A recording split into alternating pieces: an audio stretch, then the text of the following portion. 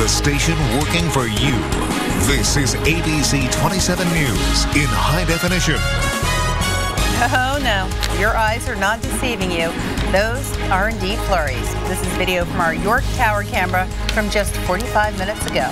Good evening, I'm Valerie Pritchett. It's happening. It is. I'm Flora Pastorero. Did you see them? Well, some places did get some flurries today. And other places could see a coating of it tonight. Check this out, video from Erie today. No joke. Yikes. That's a lot more, however, than we're expecting, thank goodness. Yeah, thank goodness we're not going to get that. Ryan is in the Storm Track Center with the latest. Hey, Ryan. Yeah, this is exactly how we like our first snow of the season. Maybe just a coating and grassy surfaces. Otherwise, we are looking just fine. That was the shot in Lancaster. Hard to really see the snow falling there, but you could see it here in this shot from Cornwall sent into our Facebook page. Yes, we are starting to cover the ground in white. Thanks for D.H. Flynn for sending in that shot. Another one on Twitter from Red Lion, D. Folkeruth sent us in this shot. Again, the road's just fine, but you can see certainly seeing a little bit of white showing up on the grassy surfaces. And if it's going to happen at all, it better happen soon.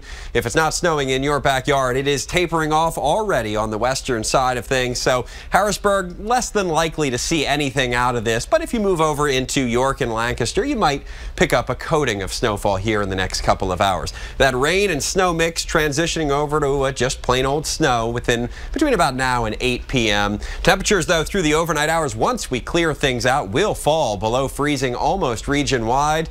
And this is just the tip of the iceberg. We'll talk about the full forecast, including a chilly weekend and a blustery one at that, coming up in a little bit. Back to you. Thank you, Ryan. This just into the ABC 27 newsroom. Prosecutors have filed 2 new charges against accused cop killer Eric Freen. He's now charged with 2 counts of terrorism. He's accused of shooting and killing Corporal Brian Dixon and injuring Trooper Alex Douglas. Now, this all led to a massive manhunt for Freen. Prosecutors also dropped one of the 2 charges of attempted homicide for Trooper Douglas. Shock and awe. The crime sweep led by the Attorney General's office continues in Harrisburg.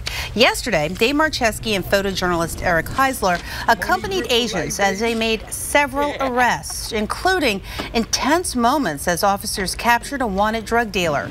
Today, the other side of the shock and awe operation. Dave Marcheski is live at Dauphin County Prison. Dave. Well, now we know justice has 2 sides, law and order, and this parking lot here behind me is the combination of both. Now, every person in America has the right to a quick and speedy trial, and during shock and awe, due process hit overdrive. Every time the paddy wagon pulled up, a parade of alleged perpetrators rolled out. And it really increases the speed with which they can conduct and complete an investigation. State Senator Rob Teplitz observed detectives pull information outside the Dauphin County Booking Center.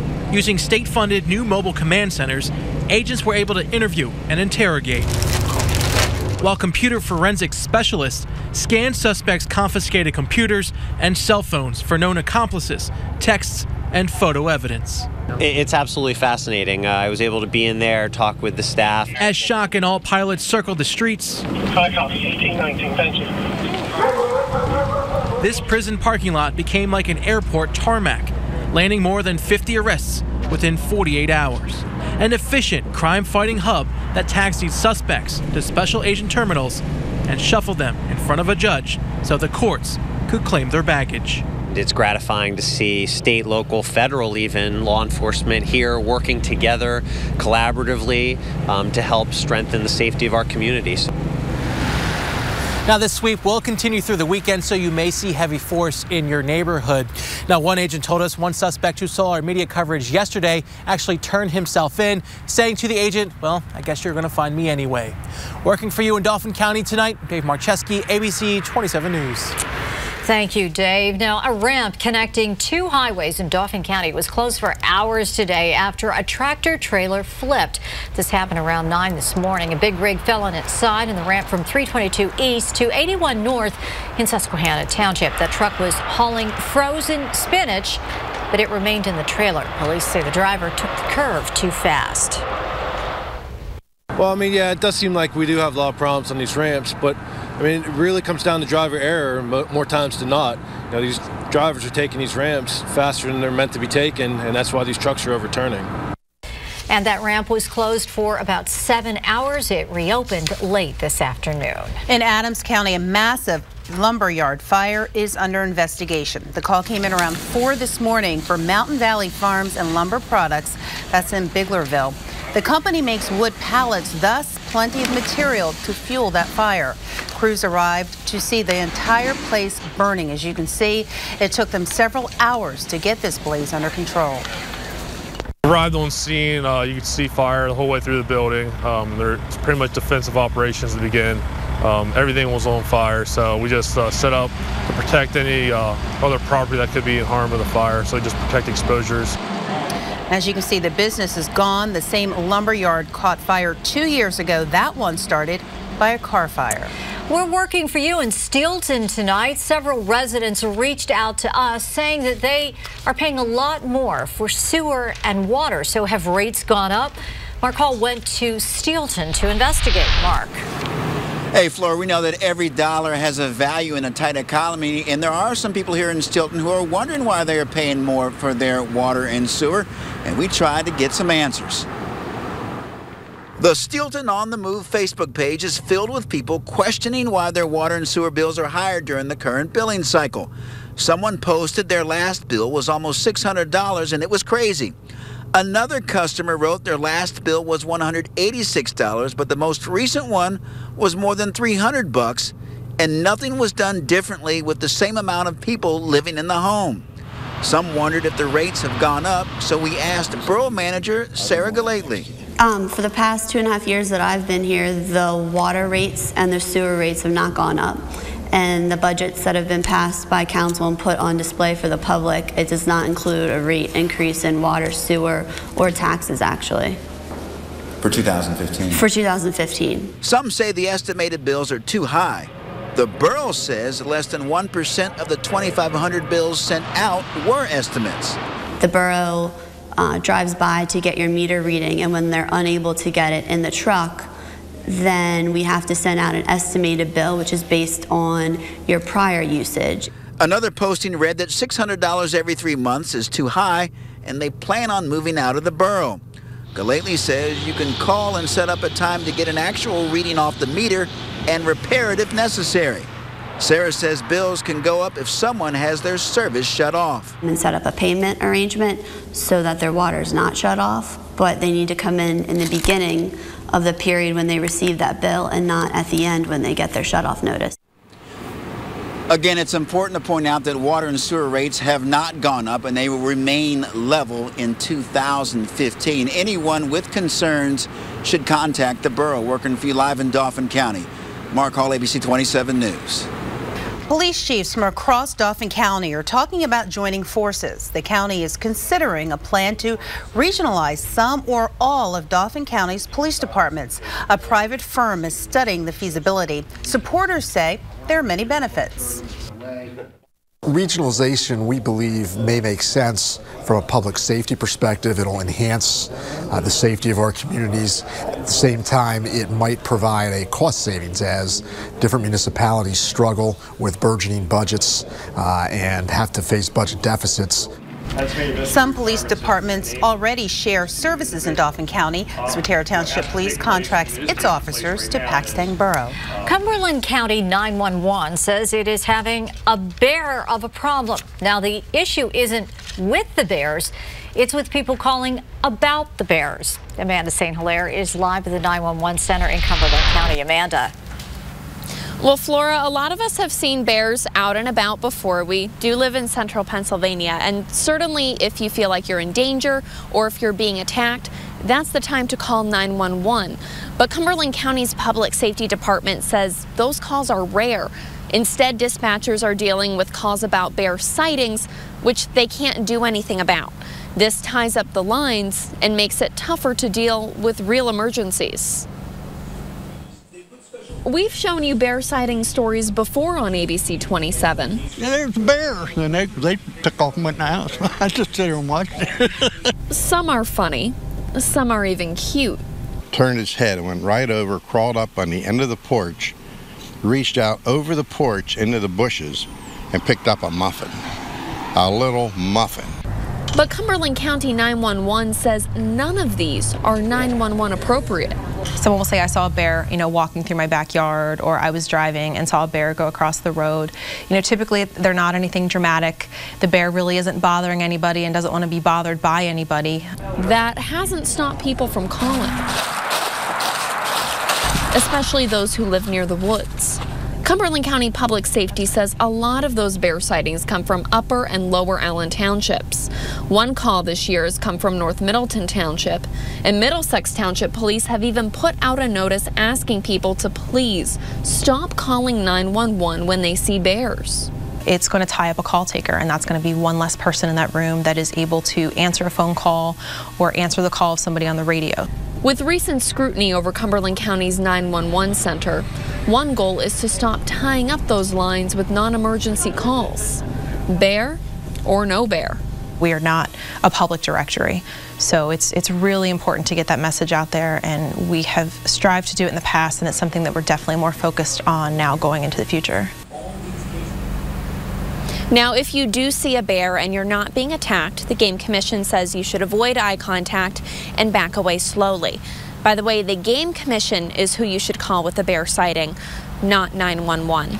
Working for you, live in Cumberland County, Amanda St. Hilaire, ABC 27 News. Thank you, Amanda. Well, there is definitely a chill in the air, and our garden guru has tips now to protect your plants. I'm going to put it in. Plus, sounds of the season have returned with a battle of the bells. And coming up at 5:30, a price check on plus-size fashions. Old Navy is accused of charging more for plus-size women's clothing than not men. I'm going to put it in. The Salvation Army kicked off its 4th annual Battle of the Bells Red Kettle competition at the New Carnes in Lemoyne. Gents Night Out from Keystone Capital Course belted out Christmas songs, and residents from the woods at Cedar Run took the first bell ringing shift. Donations allow the Salvation Army to serve 1,200 families. 40% of our entire budget for the year is raised at Christmas time. All the money that is raised through the Red Kettles goes to support the families and individuals who come to us for assistance at Christmas time. The Salvation Army will be able to get more help if you can volunteer. Just go to abc27.com and look for a link. They need more bell ringers. It's that time of the year. That time of the year already. Bells in your ears, snow falling down. Here we are, just like that, right? There goes October. There goes November. Oh my God, we're into it now. Yeah, 'tis we're the committed. Season, yes. Do we have a choice? It is here whether you like it or not, and if you're looking for proof, we've got some for you. Take a look at this camera from Millersville in Lancaster County. The snow is coming down, and yes, they are still working out there on the track. Nothing like going for a run in the snow. I don't know about that. Not necessarily my cup of tea, but nonetheless, it is snowing in eastern parts of our region. Here's the shot of the Yorktown Hotel in York County. Just wet roadways, but snowing there as well. We'll show you the radar here coming up in a second. Take you up toward Lewistown at Murph Radio in Mifflin County. It is dry as a bone. Not seeing any snow reported there. And again, depending upon your location, you may see a coating this evening. You may see just a flurry in the sky. Our temperatures outside certainly would support it, even though we're above freezing in some spots. Doesn't necessarily mean it will rain. It can still snow as long as temperatures are cold enough above ground. And by the time it reaches ground, it doesn't have time to melt. So we look around the region, 39 degrees in Lewistown, as well as in Mifflintown. Duncannon, good evening to you. It's 35 degrees. Out there toward Myerstown, it's likely snowing there. 33 degrees on the big board. And we take you down into York and Lancaster counties, and you're seeing some of the coldest readings around the region. We call it rain-cooled air, or in this case, snow-cooled air. The precipitation falling from the air actually cools the air. So it is currently 32 degrees in Lancaster, 34 degrees in Millersville, and yes, it is possible, like I just said, 34, and we are seeing snow falling in that part of Lancaster County. On Storm Track Doppler radar, a lot of blue, meaning a lot of rain, but at the surface, it is falling as snow, and you could see patches of it here and there, but the whole thing is already starting to move away. So if you're watching us in Harrisburg, West Shore communities, maybe down into parts of Cumberland County, Franklin County, you're not going to get a coating out of this system as it pushes to the east. If you're watching us from York, Lancaster, over into Lebanon counties, you're probably already seeing that coating, and you'll continue to see some snow over the next couple of hours here, and then things wind down after we get past about 8, 9 o'clock this evening. Hopefully, we can keep most of it off the roadways. It does appear that most of it is just sticking to grassy surfaces, but I wouldn't be surprised to see a couple of high elevation locations seeing a slushy accumulation temporarily on those roadways. But you could see the cold air that has funneled across the Great Lakes and how it has just enveloped the eastern part of the United States.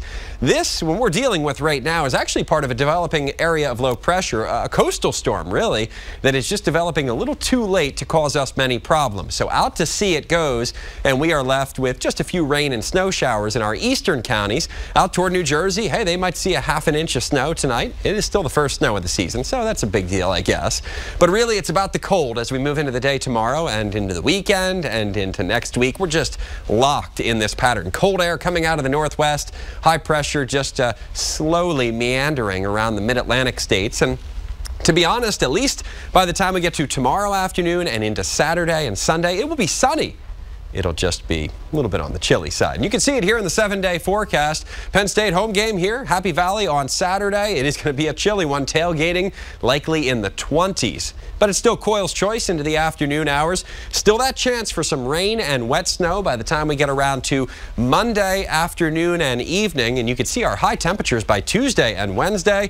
If you think this is cold, just wait until we don't get out of the 30s on Tuesday and Wednesday with windy conditions both tomorrow and on Tuesday. Those would be the windiest and blustery days of the next 7.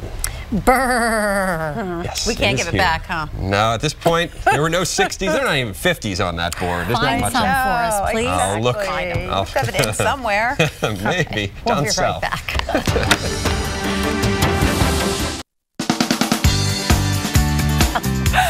The winter chill is here. Our garden guru has an idea to protect those plants. Have you ever tried burlap? Here's Kathy Quarles. You know, rumor has it that there's going to be another winter like last year, much as I hate to say that. So a lot of people had problems with their plants last year, and there is one way that you can prevent that from happening, and that's by actually protecting it. And burlap makes a great protection. What do you have to have? You need 4 stakes, especially if you're against a wall, because your back wall is actually going to be protection for the plant. Then pound the stakes in the ground. I like to use a rubber mallet, a lot easier to get the stakes in there, so pound that in the ground. Take your burlap, staple it right onto your stakes. You're not really smothering the plant. What you're doing is you are actually making a windbreak, and it's more important to have the base of the plant than actually the top. So what you want to do is wrap the burlap around. You simply staple it onto your stakes, and you get it nice and tight. Now you're going to need a lot more than 1 or 2 staples, so just go all the way around. And what you've done is you've created a little windbreak, and that's actually what hurts the plants the most. Make sure you have it nice and tight. You want to put a lot of staples down the side. You'd be amazed what this little windbreak will do for those tender plants that don't like the winter, like I don't. So protect your plants now for healthy plants in the spring. You got a lot out of that. You were like, I thought that was interesting. Coming up, sports in a minute. And later on Live at 5, how food can help you heal from a serious illness. That's in the Health Center. ABC 27 News always on. Just click to watch Newscast live from anywhere. The ABC 27 Sports Report is brought to you by Xfinity, the future of awesome, your home for the most live sports. This will be a big weekend for high school sports. The district football playoffs continue tomorrow night. We've got 5 teams going for state titles. In soccer, the Trinity girls and Lancaster Mennonite boys. Palmyra will play Penn Manor for the AAA field hockey title on Saturday, and the Hempfield girls go for their 3rd straight volleyball state championship. Penn State's going for something they haven't been able to do for 2 years, win a 6th game and become bowl eligible. That after seeming like they were completely spinning downhill with 4 straight losses, finally breaking the skid last week against Indiana. It's difficult when you get into a rut like that, kind of a slide, you know what I mean? But the really good thing about this team is we have a lot of very hopeful, optimistic guys, including Coach Franklin, who, you know, each week he said, you know what, I got a great attitude, I'm excited for this week. And, you know, worse things have happened than a 4-game slide. So every week we just focused on, you know, doing whatever it takes to get the win. Doesn't have to be pretty, no matter what, just get the W, and we did that. And of course, the loss to Ohio State. The game Saturday at noon at Beaver Stadium. This weekend on ABC 27, we got a triple header: Ohio State, Minnesota at noon, 3:30 Nebraska and Wisconsin, and 8 p.m. Florida State and Miami right here on ABC 27. Coming up at 6, we have a unique exercise story. It's a local woman who does something that you normally see on the world's strongest man competition on ESPN. You know where they lift those like 500-pound boulders? Yeah. She doesn't do that, but it's something unique. So we'll share that to you at 6. Now I'm intrigued. Well, you'll have to watch. Hang around. I will. All right, thanks. We'll be right back.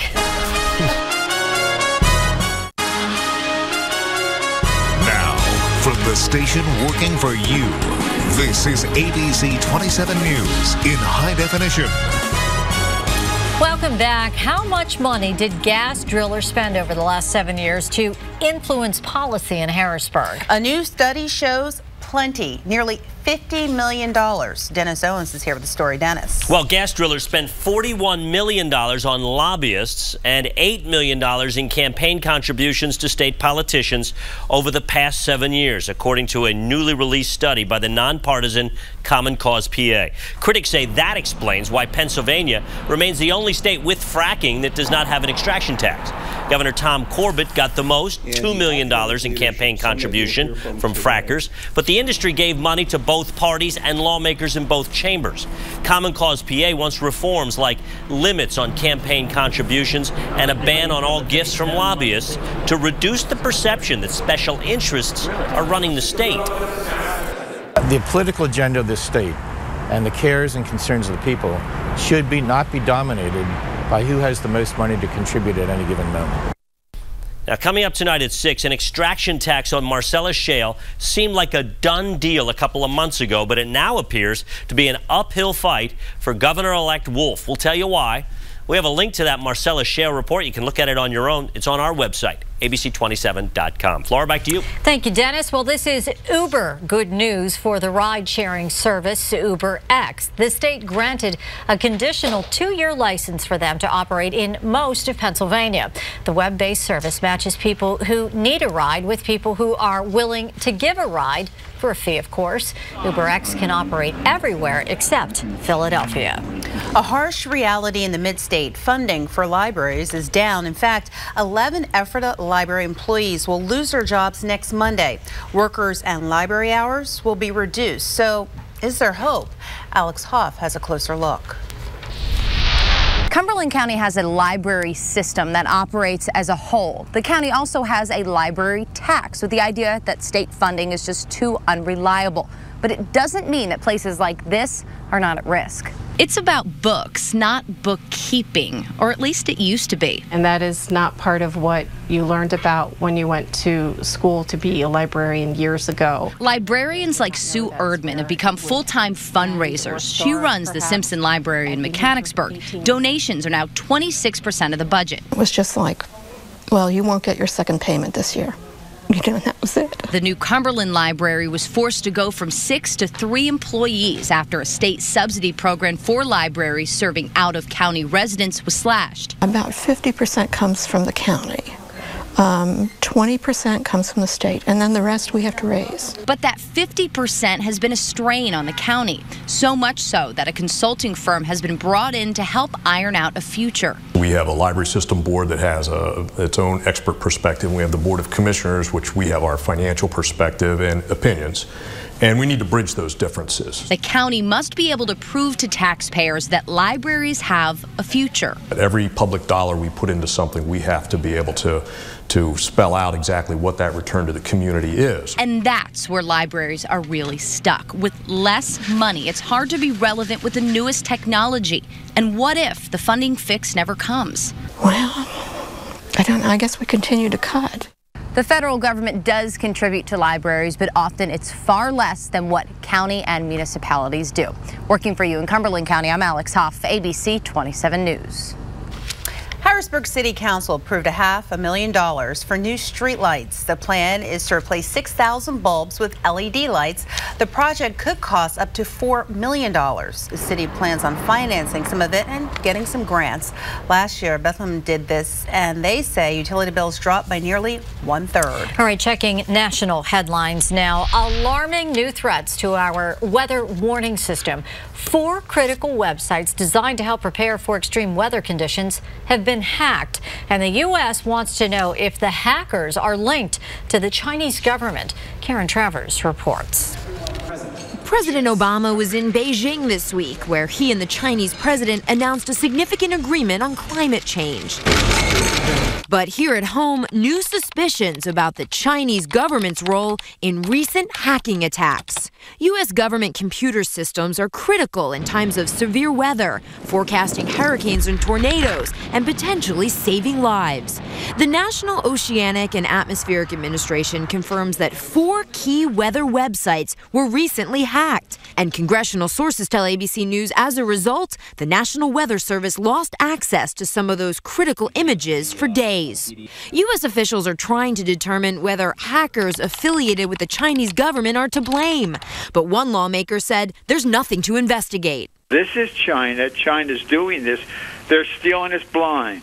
Earlier this week, the U.S. Postal Service said that unknown hackers were behind a data breach that affected some of its customers and employees. National security officials say there's been an uptick in these sorts of attacks by more sophisticated players. Terrorism is still the #1 national security threat, but we've seen cyber grow at an alarming rate. And the threats that we face, the number of actors, the number of breaches, this is a real problem.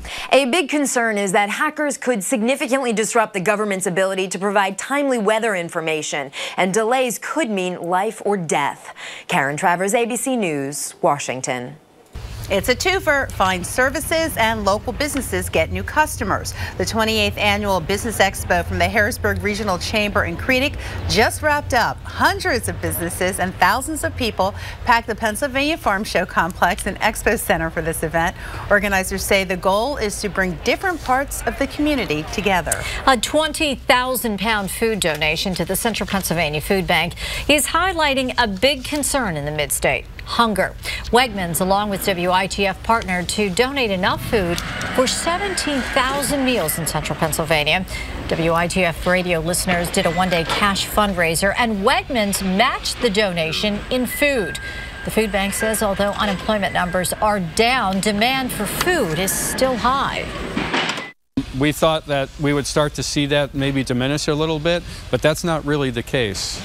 We've seen continued growth in the working poor, people who have jobs but are not quite earning enough to make ends meet. Wegmans is all about making a difference in the community. Our business is food, so what we do is feed the hungry, whether it's our customers or those in need in the community.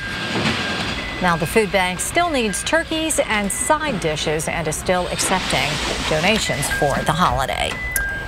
Is food a factor in healing? Well, some doctors say yes, and a farm in Arizona is filling the need. That's next on Live at 5. Plus, a plus-size problem for Old Navy. Why it charges more for bigger sizes for women, but not men. And time to salute today's military hero. William Maldonado is a graduate of East Pennsboro High. He's stationed at the Naval Air Station in Virginia Beach and is currently on his 3rd deployment on board the USS Carl Vinson. We salute you and we thank you for your service.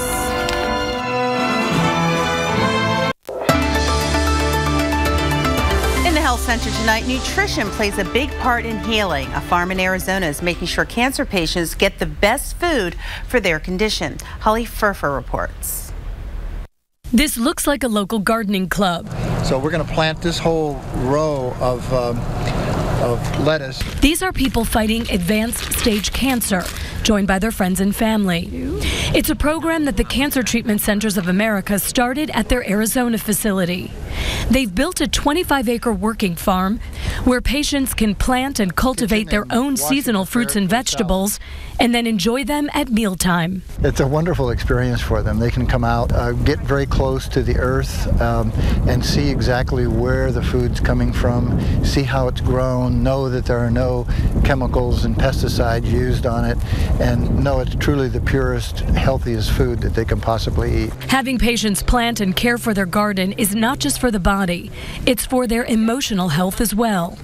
So it's like planting that seed of hope that maybe you're going to get a second chance at life, and maybe you're going to get through this treatment a little bit easier than you did before. And it's the same thing outside. You know, we plant these seeds and we plant these little seedlings in the hope that it's going to provide somebody else with something. For today's Health Minute, I'm Holly Furfer.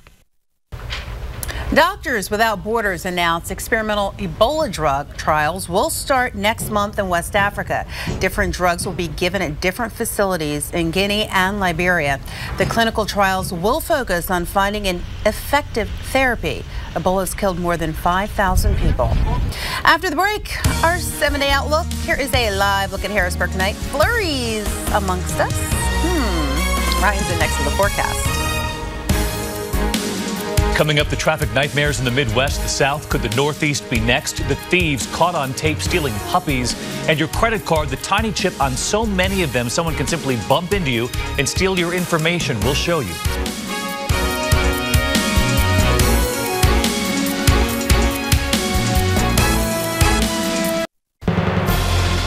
Zimmerman Plumbing and Heating of Mechanicsburg kicked off a turkey challenge by donating 500 birds to New Hope Ministries. And today, Ernie Zimmerman delivered the birds. He's challenging other businesses to meet this challenge. New Hope needs 5,000 turkeys to feed hungry families, and it currently has about 1,800. Speechless. I'm just going to say speechless, because he is so giving and so wants to help the neighbors in need. And that's exactly what we want to do, but sometimes we just can't do it by ourselves. And you can contact New Hope Ministries if you would like to donate. 2 weeks from today, Thanksgiving. Wow. Gobble, gobble. Gotta get the turkeys. Quickly. Absolutely. It's and it's starting to feel more like late fall, maybe even more like winter. Some areas are seeing snow here this evening. We can show you some of the photos from earlier today, and in fact, they're still sending them into our Facebook and Twitter pages. Feel free to do so. Might end up showing them on air. Here's a shot from Cornwall from D.H. Flynn. We thank him for sending in this shot in Lebanon County. And you can see, yes, the ground has turned white there, at least temporarily. Another shot from South Mountain in Franklin County. Higher elevation one here because not many folks west of the Susquehanna River, at least west of York County, are seeing snow. But get high enough up in the elevation, yeah, you can see a little bit showing up there. Thanks, Kathy, for sending in that photo.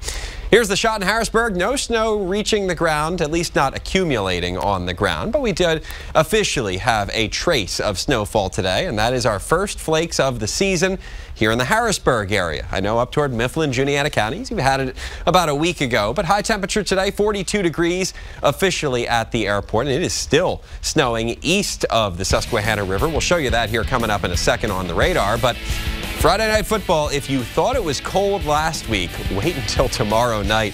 Lower Dauphin takes on Central Dauphin. We're deep into the playoffs now, or at least far enough into the playoffs. Clear skies, it will be breezy, and it will be cold once again, with temperatures in the lower 30s by tomorrow evening. We're already into the 30s this evening, 32 degrees in Lancaster, 34 degrees in York, and we show you around the region. Notice we've dipped down to about 34 degrees in Landisburg, Shiremanstown at 39 degrees. Almost to the entire central Pennsylvania region now has dropped into the 30s. 38 degrees Sand Hill down to Akron as well. Good evening to you. On Storm Track Doppler, you can see what is left of this system. This is actually really just getting going. It's a developing coastal storm that will affect areas well to our east and move out to sea before it really has any play in our weather. So yes, there is a potential for a coating of snow, and we've already seen it in parts of Lebanon, Lancaster, and York counties. But other locations, if you haven't seen it yet, you're probably not going to be seeing it. Really, it's more about the cold air rushing into the region. There goes this system, even in York, Lancaster, Lebanon counties. And the snow should shut off within the next hour or two. And then the rest of the evening, we actually clear our skies out. And it will really get cold as we move into the day tomorrow, simply because we'll have more in the way of winds. So not only is it cold outside, but the wind's whipping around. We start throwing around the old phrase wind chill. You'll be feeling it during the afternoon hours tomorrow, almost feeling below freezing, the real feel temperature to the skin. At least it will be sunny both tomorrow and into the day on Saturday. After we get through this light snow here this evening, it is smooth sailing all throughout the weekend. But yes, the temperatures remain below average. This is looking even into next week. Below average temperatures here through the Great Lakes and much of the eastern portion of the United States. 30 degrees, your low temperature tonight. The winds start to pick up a little bit. And yes, that coating of snow is possible east of south and east of Harrisburg. 43 degrees then, your expected high temperature tomorrow. Actually, that should be a 42, but what's 1 degree amongst friends, right? Blustery winds and winds out of the northwest at about 10 to 20 miles an hour. There it is, lower 40s right into the weekend. But at least we get nice sunshine for the Happy Valley home game up at State College. Coyle's Choice as well on Saturday. And yes, we have another chance for a little bit of wintry precipitation. That would be on Monday. It's the same situation. Another coastal storm that's getting its act together, but maybe a little bit too late for us. Now, there is still the potential we could see a little bit of wet snow mixed in, but as Eric and Brett have been saying, and I love this phrase, a little bit more wet than white this go around. There's the potential for a little bit of snow, but more about the rain than anything else. We'll fine-tune the forecast as we get a little closer. It's time for some refrigerator art, and no snow covering the ground in Benton's photo here. Benton Romberger from Millersburg. He's 7 years old. He leaves us a little note here, a combine picking corn and filling the wagon attached to the other. And thank you so much, Benton, for sending in that fall shot as we now transition into winter. Thank you. We'll be right back. ABC 27 News always on. Just click to watch Newscast live from anywhere. Now to accusations of sexism against Old Navy and its plus-size women's clothes. A price check shows the retailer is charging more for larger women's sizes, but not for men. Paula Ferris reports. Furious customers demanding Old Navy implement a new policy when it comes to some of its plus-size clothing for women. Clothing the retail giant charges more for than regular sizes. It's really pretty frustrating to me. Renee Posey is the woman behind a Change.org petition that now has 30,000 signatures and counting. She says she found a price markup on some of Old Navy's plus-size items for women online, though its men's line costs the same across the board. I felt that it was sexist and I felt that it was sizist. We looked at the site ourselves and found not only a separate tab for women's plus items, but different prices, like these Rockstar super skinny jeans. Normally $35 for regular, $45 for plus size. Old Navy telling ABC News overnight that its plus size clothes cost more because we invest more in them, saying the line is specifically designed and manufactured to fit and flatter our valued customers. We visited an Old Navy store in the middle of New York's Herald Square and searched, but you won't find a price discrepancy here in the store because all plus sizes are sold online. But this morning, Posey says she's working with Old Navy to change that, discussing, among other things, how to bring plus sizes to stores. We have seen instances where companies have not included plus sizes in their lines. Take Abercrombie, for example, which recently added larger sizes to its clothing offerings after a backlash. Customers going to war with their favorite stores and sometimes winning. What do you think? Paula Ferris, ABC News, New York. Tonight's Hometown Heroes want you to try a touch of this and a touch of that. The 14th annual Touch of the Valley auction and tasting event is this Saturday at Cumberland Valley High School. You can sample food from more than 30 vendors. There are more than 150 silent auction items. The fun starts at 6:30. Tickets $30 in advance, $35 at the door. The event benefits the Eagle Foundation, which supports education programs for CV students. Thanks for watching Live at 5. The news at 6 is next. Have a good evening.